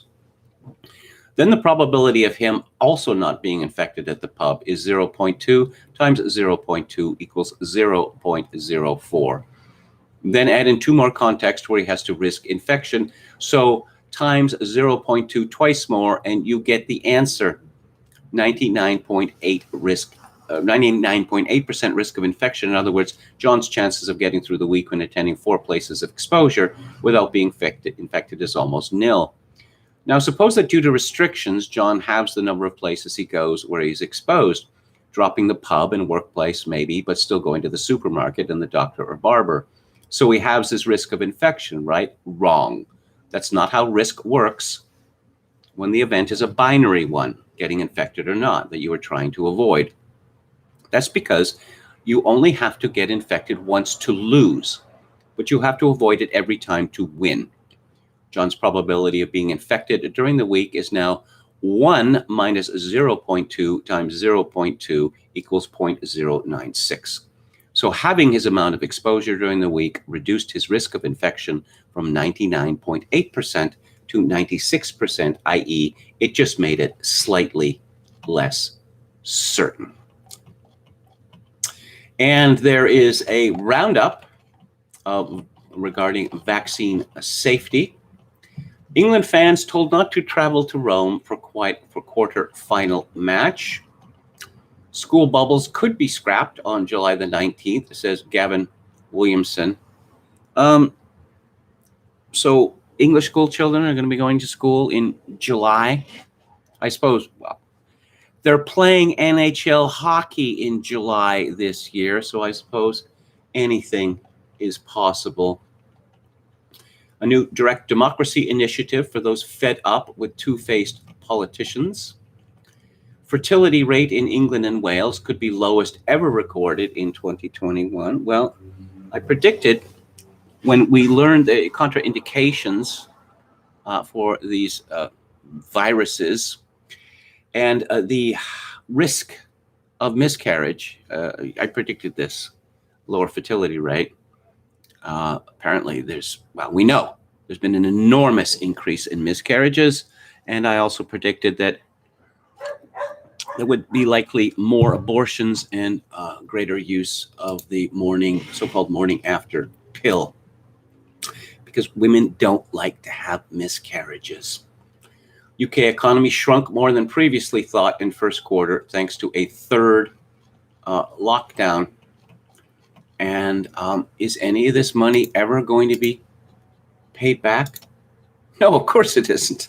Of course it isn't, because it wouldn't be possible. for it to be paid back. But let's just all pretend that we can simply create endless amounts of money, and that is not going to be a problem. Let's go to Alex Berenson and his Twitter account. My new Substack on the truth about obesity and COVID, based on an April paper in The Lancet that received a 0 notice. Quote, for adults up to age 60, being obese was associated with nearly all the risk that COVID would lead to intensive care or death.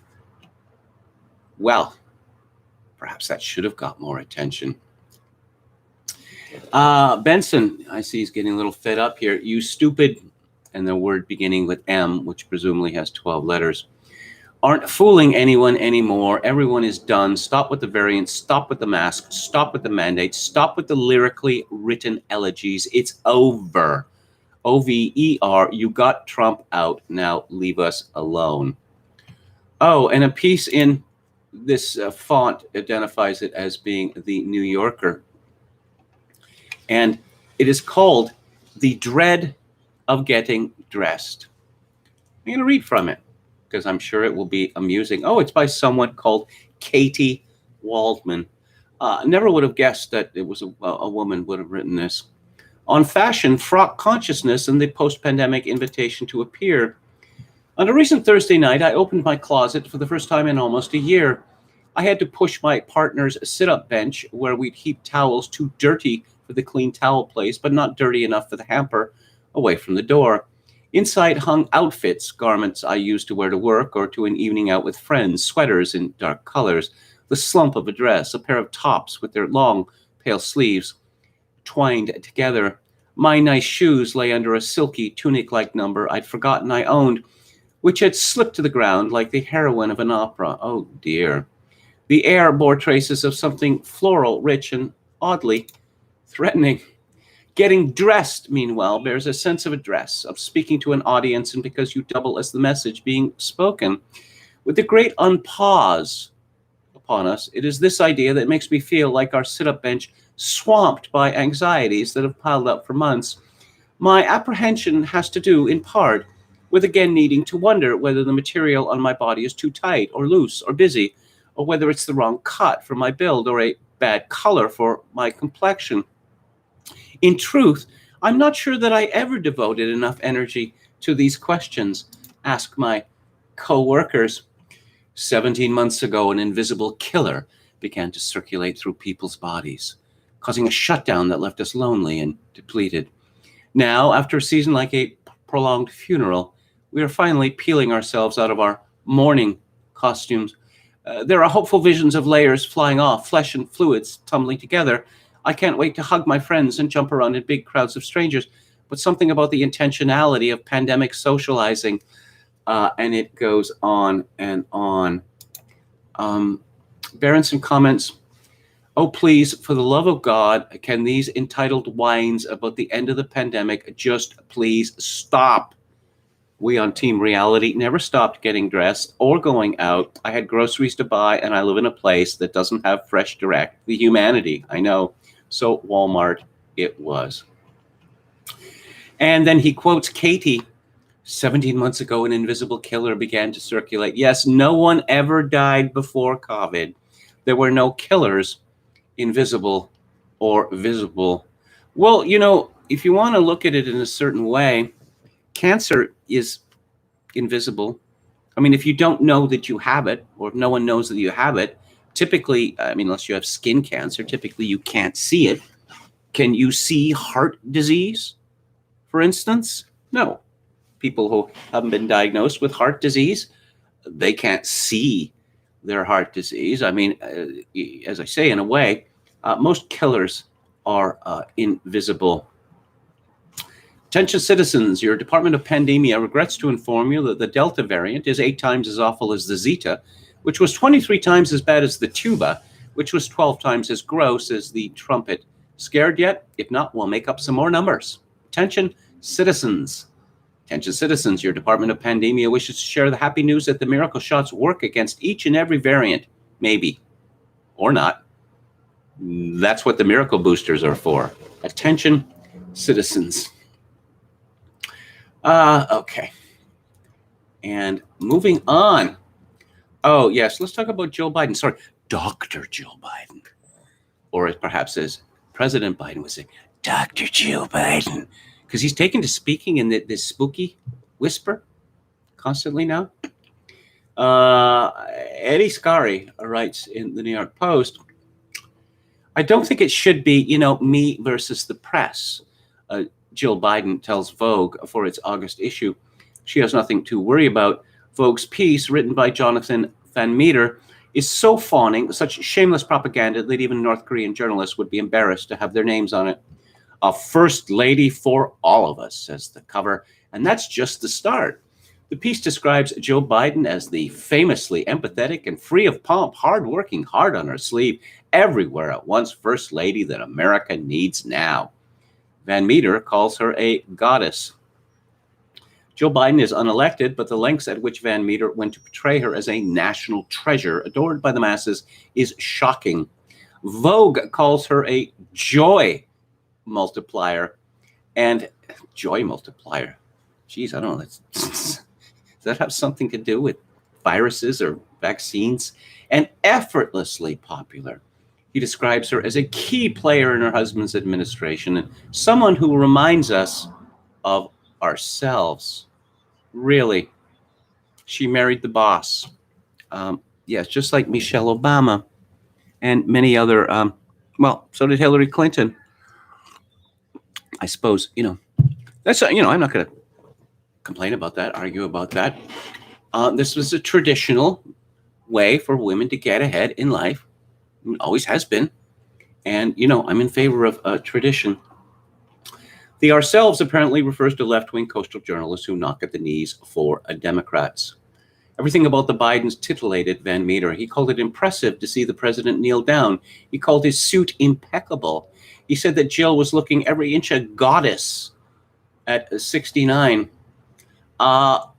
Jill Biden looks quite good for 69. I'll confess. She was, but see, here's the thing. She was very good looking when she was young. That's how it works. That when you look at people who are still, decent looking and not physical wrecks at, say, 69, they were quite good looking when they were young. It reminds me of something that I was once fond of the Irish writer Samuel Beckett. I read a lot of avant-garde literature when I was a young man. And it was thought there would never be any biography of him because he was so shy of publicity. Then he met a cute female grad student, an American, and agreed to give her all she needed for a biography, which I read. And there were many pictures of Samuel Beckett. And I remember the cover picture with that very impressive visage he had with that hawk nose and that great hair, like steel. And I looked at the picture, and this was a man who was into his 70s, and I thought, maybe it's possible to grow really old without becoming a physical wreck. And then it was only years later that I thought, you were really stupid when you were young, because people don't grow better looking as they grow older. They grow worse looking. I wasn't particularly great looking as a young man. I don't know, 6, maybe if I wanted to push it, soft 7 or whatever. But, it's just like chalk and cheese, obviously, to compare what I look like in my 20s to compare to what I look like now. But going back to Jill Biden, it's the genes, okay? It's the genes that explains, it's not that she has some sort of inner goddess spirit. And I was going to talk, some fun with elections. The disastrous New York City mayoral election.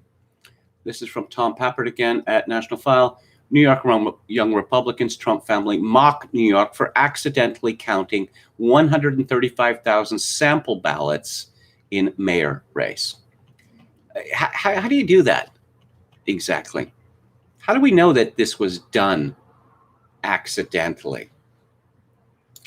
But no.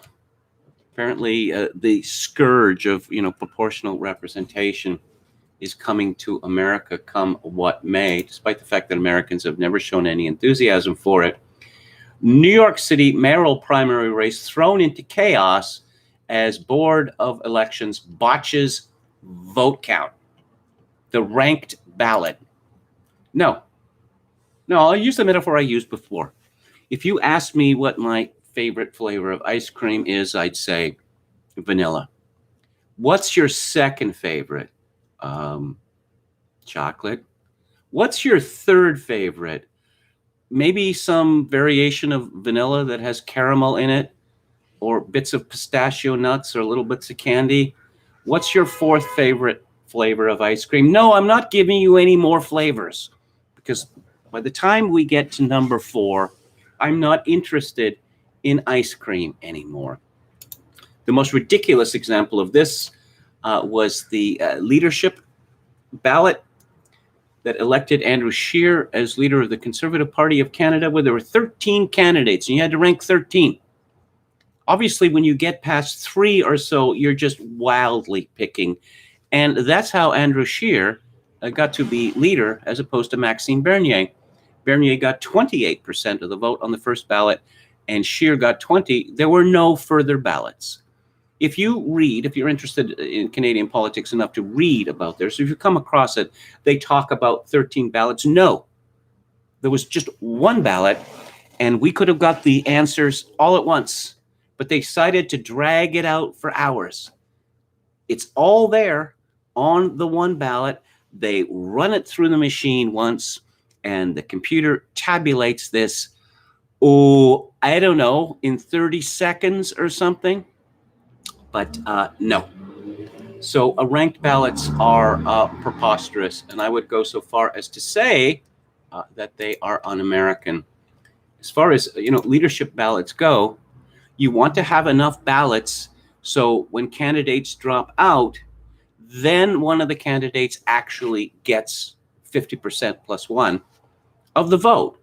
And then you have a feeling that, well, yes, the collectivity has actually elected this man or woman leader. There is an excruciatingly long article in Vanity Fair by Adam Leith Gollner called The Secret History of Gavin McInnes. Well, what is this? Is this 7,000 words or something? And I don't... Gavin McInnes has been made into some bogeyman. I can't say that I've ever been an admirer, all right? What exactly has he done that is so horrendous? The Secret History of Gavin McInnes. In the 90s, he played punk rock and helped create Vice magazine.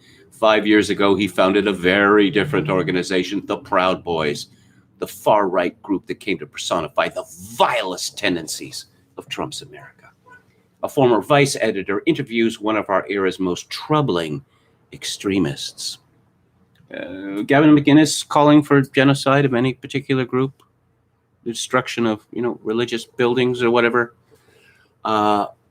pushing people out of America, mass deportations, anything like that. Was the Proud Boys, which is now officially a terrorist group in my country. Was this some sort of brown shirts, SA or SS? Is that what the Proud Boys was? Apparently they got in some scraps with people who attacked them on the street. But this creep Gollner, he worked at Vice, and he worked at Vice with Gavin McInnes, and he's just so ashamed. He's just so very ashamed of this. Why? I suppose anyone who's ever worked at Vice could be ashamed of it, because that outlet has always been about provocation. And it still is about provocation, even it is semi-officially the print version of Antifa now. And okay, let's go to this. I mean, there's violence and there's violence. Some of these Proud Boys got considerable prison sentences for what? Defending themselves from being attacked. And Paul Joseph Watson at Summit News. BLM rioter who smashed car window in a toddler's face avoids jail after lawyer says it was an emotional time. A BLM rioter who smashed a car window in a 1-year-old child's face has avoided prison. Yes, a video from the incident, which occurred in Fredericksburg, Virginia, during last year's George Floyd riots, shows a BLM mob surrounding the vehicle before Victor Miles II smashes the glass, which shatters all over the child in the back seat. The clip appears to show Miles deliberately targeting the toddler. For this despicable act, Miles received a suspended sentence of just 90 days for assault and destruction of property charges, and the assault charge will be completely removed from his record if he stays out of trouble for a year. Defense attorney Eugene Frost justified the pathetic sentence by arguing that Miles was angry because it was a very emotional time all the way around. Miles was originally facing a 5-year prison sentence on felony charges of unlawful wounding, but he is now free to walk the streets and attack anyone else who doesn't bow to the BLM mob. A Guardian analysis of legal records following last year's devastating nationwide riots found that the vast majority of citations and charges against George Floyd protesters were ultimately dropped, dismissed, or otherwise not filed. In addition, NYPD data shows that out of 118 arrests that were made in the Bronx in June 2020, 73 were dismissed, while 18 cases remain open, and there were 19 convictions for lesser crimes like trespassing, which carried no jail time. Watson concludes America is increasingly becoming a two-tier society where left-wing extremists commit wanton acts of destruction and violence for months on end with zero consequences, while Trump supporters are treated like terrorists. Chris Menahan writes, although Capitol protesters are being tortured in jail and held in indefinite detention for trespassing into the People's House, last year's BLM rioters are being treated with kid gloves after citing their lived experiences and emotional trauma. I just can't get over that expression, lived experiences. What other kind of experiences are there? Oh, well, there's these things that, happen to you in real life, and then the, books you read or movies you watch. Those are lived experiences too, because they can only be accessed through our consciousness. They're all lived experiences, people. But some people have special lived experiences. When I was a reporter, I was taught from the beginning, and then when I became an editor myself, I tried to impress this on my charges, that a news story, as opposed to an op-ed or an editorial, it has to have both sides. You don't get that anymore, much. Certainly not from the CBC, and increasingly not from the National Post. This is by Anya Caradelia. Hate speech bill won't curb freedom of expression, but enhance it, supporters argue. Is the world turned topsy-turvy? Women, people of color and other people who are targeted by hate often self-censor, stay offline, or choose not to participate in politics. Supporters say, I could say the same thing about myself. I often choose to self-censor, to stay offline, and I have chosen not to participate in politics. How about that? If I said what I really think about the first story on today's show, the woman who wrote it and the newspaper that printed it, or the society that tolerates this, I'd probably find myself in serious difficulty. The new hate speech bill introduced by the Liberal government as the parliamentary session ended helps ensure freedom of expression for those who are disproportionately targeted online. Supporters of the bill argue. Bill C-36, which brings back a civil remedy for hate speech under Section 13 of the Canadian Human Rights Act, has been criticized by advocates who say it could put a chill on free expression. Under the legislation, Canadians could bring complaints about online hate speech to the Canadian Human Rights Commission, which would then refer cases to a tribunal. But those in favor of the legislation argue that the problem of online hate has gotten so much worse since the original Section 13 was repealed 8 years ago that how it affects free expression rights has changed too. A decade ago, no one would have predicted the sheer volume of hate online, said Evan Balgord, executive director of the Canadian Anti-Hate Network. What is this sheer volume of hate online? And who gets to define what hate is? Well, I guess that would have to be people like Evan Balgord. Let's have some examples from him. Women, people of color, alphabet people, there's a great cost associated with them using their free expression online. Individuals belonging to those groups often face nonstop abuse, including rape threats and death threats, Balgord said. The net result of that is that the free expression rights of women, people of color, and other people who are targeted by hate get attacked. How about TERFs, Evan? TERFs are regularly exposed to death threats, threats of violence, the vilest language one can imagine, but somehow they are on the wrong side of this issue, because that to say a woman is a woman is a woman makes you a hater somehow. Balgord continues, this leads many to self-censor, say online, this is a big civil liberties and free expression issue. See, censors are the real victims. They are the real victims. There's a well-known meme. You may have seen it. And it's a woman who has the feminist symbol on her shirt. And she is on one side of a wall. And there is a pile of, well, excrement in front of her. And she is holding a shovel. And she is gleefully hurling it over the wall. And then you see the next panel when someone else on the other side decides to hurl excrement at her, and she yells, help, help, misogyny. That is how Twitter works. The same women who say that, often literally, that men shouldn't exist, or the same people who say that white people shouldn't exist, scream in horror or burst into tears when similar things are said to them. Or actually just, insults, abuse are directed at them. In fact, that terribly strong woman, Jody Wilson-Raybould, another woman, mind you, sent her a one-word text saying, pension? The suggestion was that Jody is upset by the prospect of an early election in Canada because she will almost certainly lose her seat, which means that she will not have served long enough to get her pension. And Wilson-Raybould's response was hysterical. This is misogynist, and it's anti-Indigenous. It's racist. It's racist to criticize me. That is her position.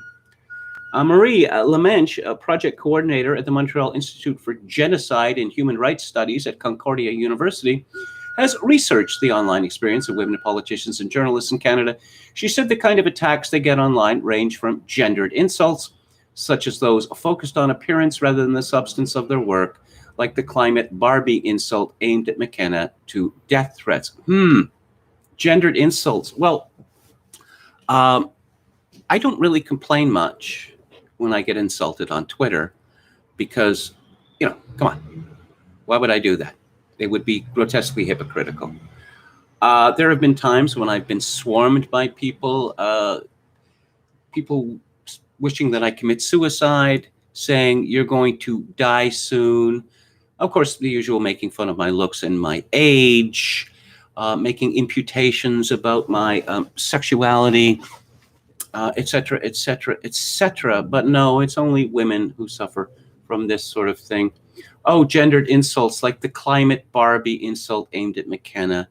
If you're a woman and you can't handle a criticism like that, implicit in which is that you are a model of femininity, then you are in the wrong profession. The problem is worse for Canadian women who run in elections or journalists who speak about certain topics, such as the environment, racial tensions. Racial tensions, does this writer mean white supremacy? Or COVID-19? Oh, I see. It's the establishment that has been brutalized on the issue of COVID-19. It's not the skeptics who have been actually kicked off social media in very large numbers. And the issue is especially bad for women of color, Lamench noted. Of course it is. Of course it must be.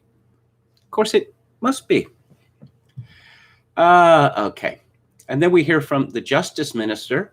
Oh, yes, the killings by vehicle in London, Ontario, obviously the result of the internet. There's no evidence of this, none. But MP Arif Virani says it's extremely likely, virtually absolutely likely, that it was hate speech online. No evidence whatsoever.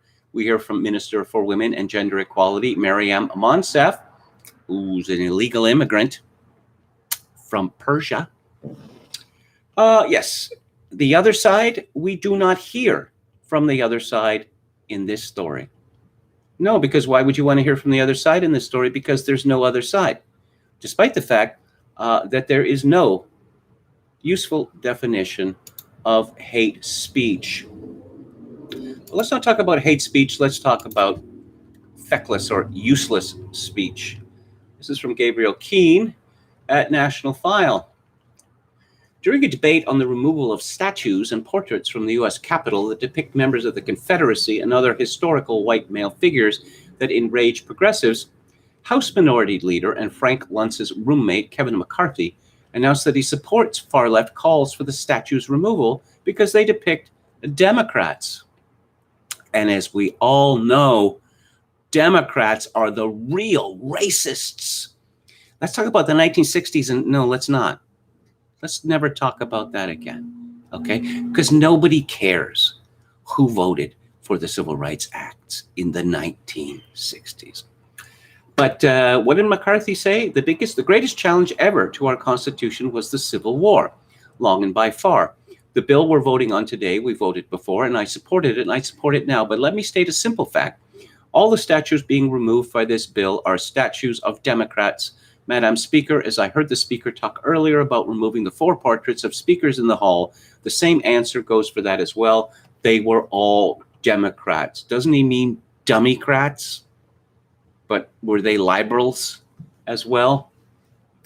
McCarthy continued the bizarre monologue, declaring, what's interesting is the statues that need to be removed were sent to the Capitol by states that were majority controlled by Democrats, sent to a House that had a majority controlled by Democrats. Accepting of these statues, I think the bill should go further.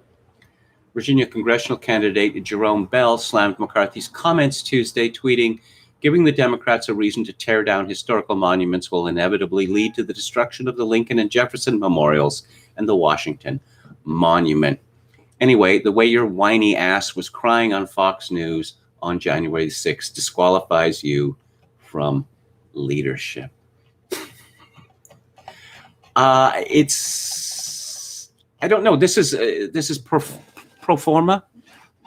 It's just reflexive.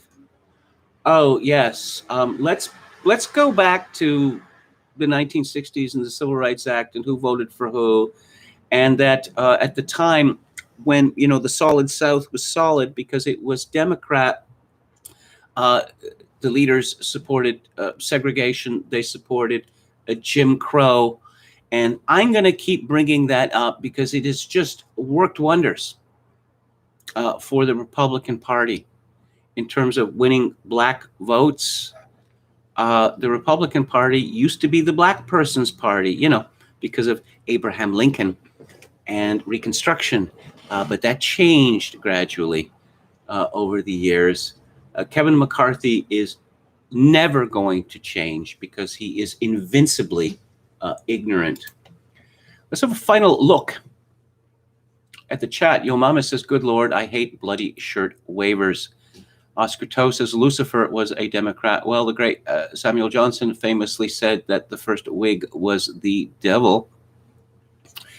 Anran says, Rand Paul tweeted how great our new national holiday is. They're all tools to one degree or another. Mediahead says his Colin Liddell interview yesterday needed more questions, such as his latest projects. What's it like living in Japan? Or do you actually really live in Japan, Colin Liddell? Because I've had my doubts. I've had my doubts over the years. Mediahead says even Matt Forney knows that it should have been the majority of a good interview. What does this say? Math heads are alpha, says the whole Republican Party is pretty useless. Well, I think there's hope for the Republican Party. Not while it's led by Kevin McCarthy. Okay. We have a lot of comments from this new fellow, math heads are alpha. Okay. I remember Gavin McInnes writing a very good article on transgenderism, now hard to find online, says Jim Smith. I also remember Gavin Innes shoving a magic marker or some such up his anus on television to prove how much not of a homophobe he was. To the extent that I had, any respect for him, that was it. That was over. As is today's live stream. Tomorrow is Theater Thursday, and I'm going to be talking about a movie by Billy Wilder, who is one of my very favorite directors and writers. And it's a movie of the swingin' 60s. It came out in 1964, but it was filmed before Kennedy's death, which changed a lot of things, particularly with regard to what constituted swinging. But you couldn't get more swinging in 1963 than Dean Martin, who stars in this film, along with Kim Novak and Ray Walston, along with Cliff Osmond, who is always hilarious, and the lovely Felicia Farr. And of course, if you watch this movie, you think, how could someone like Ray Walston, or just Ray Walston's character in this film, snare a knockout like Felicia Farr? And sadly, that is not a question that is answered to my satisfaction during the movie. On July the 8th, I will be talking about Sean Baker's 2017 film, The Florida Project. On July the 15th, I'll be discussing George Axelrod's satire, like a different kind of 60s he's satirizing in Lord Loveduck. On July the 22nd, I am going to be talking about a 1950 classic about adultery and fornication by Max Ophuls. It's called La Ronde. And on January the 29th, Andrzej Wajda's Canal, which is about the Warsaw Uprising. And on the book club, on Friday, which is the day after Canada Day, A Short History of Canada by Desmond Morton. On July the 9th, the always entertaining and informative Edward J. Epstein's The Annals of Unsolved Crime. On July the 16th, a book about market-dominant minorities and why they are hated by Amy Chua, called World on Fire. On July the 23rd, a book which is a torso, as they say, because it was not completed. It's a book about the collapse of France in 1940 and the occupation. It wasn't published until decades after it was written, like 50 years or so, or 60 years. It caused a sensation. It's by Irène Nemirovsky. It's called Suite Française. And this author was suggested to me by someone on Twitter. I'm very grateful. I'd heard of the fellow, but I was expressing some frustration in understanding the, how would you say, spiritual beliefs of the Japanese. And so I'm going to be discussing on July the 30th, Lafcadio Hearn's Japanese Tales. He wrote many books on the Japanese and their beliefs and ghost stories and the like. And coming up on Music Monday, on July the 5th, I will be talking about Serge Gainsbourg. On July the 12th, the Second Vienna School. On July 19th, it's a Sparks show tonight because it's Sparks year. They've written a movie, finally, after decades of trying to get a movie made. Yes, a drama musical. And there is a Edgar Wright documentary, which has got rave reviews, which is showing in theaters now. And on July 26th, I will be discussing Richard Strauss, who was not only a great composer, but an honorable man. I'll be back on the live stream tomorrow at 4 p.m. Pacific, 7 p.m. Eastern. Thank you all for tuning in today. If you like the show or any part of it, I'd appreciate it if you click on the like button and subscribe to my YouTube channel if you have not already done so. If you would like to make a donation to this live stream, you could call it a birthday present because my birthday is on Friday, and I would greatly appreciate it. My PayPal account is linked to kevin_grace@hotmail.com. Once again, kevin_grace@hotmail.com. If you are in Canada, donations can be made directly via Interac at kevingrace@shaw.ca. And as always, I leave you with this. In these days of social atomization and civilizational collapse, I do dearly wish that you, my dear viewers and listeners, manage to forge a genuine human connection in order to ease the burden. Good night.